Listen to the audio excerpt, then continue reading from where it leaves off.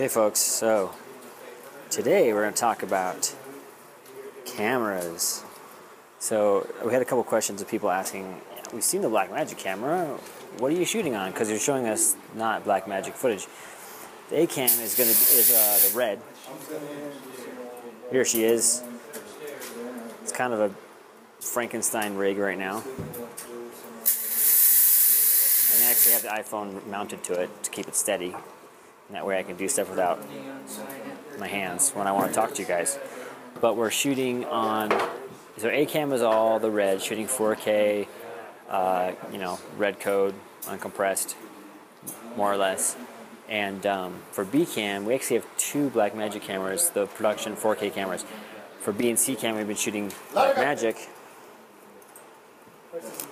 Whoops. You know what we're doing? Yes, sir. And this camera has actually been quite fun to use. I have not played with the footage in post myself yet, but Jay's got a pretty cool rig going on, even though it's not really rigged, but this battery. So everyone, the big question on these cameras is the battery. How long will that battery run, Jay? 5 hours. So it's a 5-hour battery on this brick, V-mount brick, and it just plugs into this little base guy, and it'll run forever, which is awesome. And it doesn't make the rig too heavy. You can just mount it on a quarter 20. But the Blackmagic is pretty sweet. This one, the footage has been looking good. Been really enjoying it. I really want one now. I feel like this is going to be, let's see if there's anything cool on here. This is your handheld stuff. Anyway, the footage, of course, is really flat. We're shooting ProRes. We're not shooting the RAWs. But it's ProRes HQ 4K, and then it records to SSDs on the side. I'm going to turn it off. Any thoughts on this camera, Jay? It's great. You get it. Great, you get it. So what else? Oops, here we go. So the other thing we're using today, camera-wise, we're using the Blackmagic Pocket to get it in there really tight. Like Jay got some really cool shots of the fight scenes. He'd get right in there when it was really too tight for the big cameras to get in. We got some sweet angles. And we're running just the micro four thirds lenses on these guys, a couple of Lumix lenses. And then for high speed stuff, for overcrank, we're using the red overcrank. But also because of the crop factor on the red, Scarlett only goes up to 48 frames when it's at 60 or 2K, things like that. We've been shooting for high speed stuff, the Lumix, we've been shooting 96 frames. We need to do high speed stuff. And it's, of course, shooting 100 megabits a second. Actually, I don't know what the codec is when it's shooting high speed. I'll have to look into that, double check. But it looks pretty good. So that's the camera setup. We're going red, Blackmagic, and then the Scarlett. And lens choices, hold on, if I have space on my phone, I'll keep recording here. Lens choices. Is this as wide as you get? Could I set up a C-stand on there? Oh, sound. Oh, Evan, no, we're going to go so much wider. The bane of his existence. Always wider than Sam wants to be.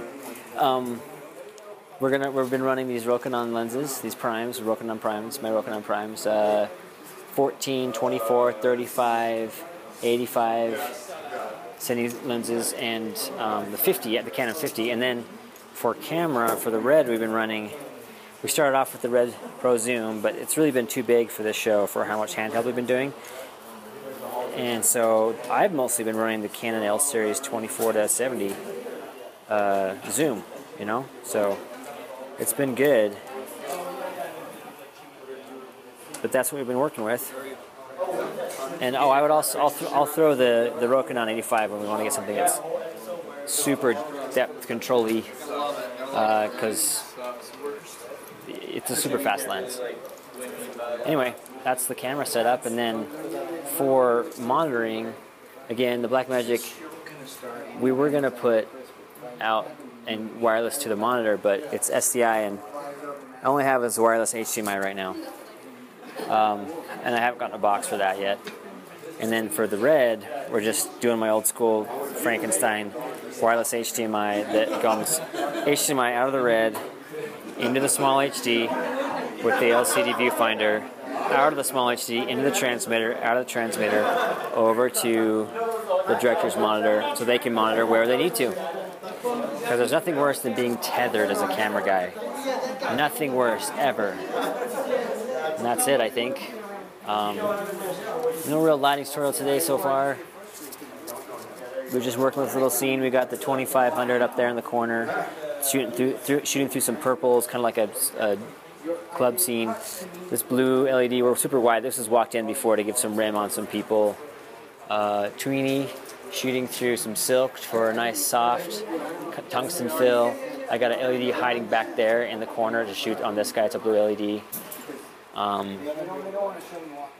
Yeah, that's it for this one. That's been the setup basically, and anytime we've gone up for coverage, we had some action going on here. It looked really nice with this yellow Tweenie. My white balance is at 56K, so that all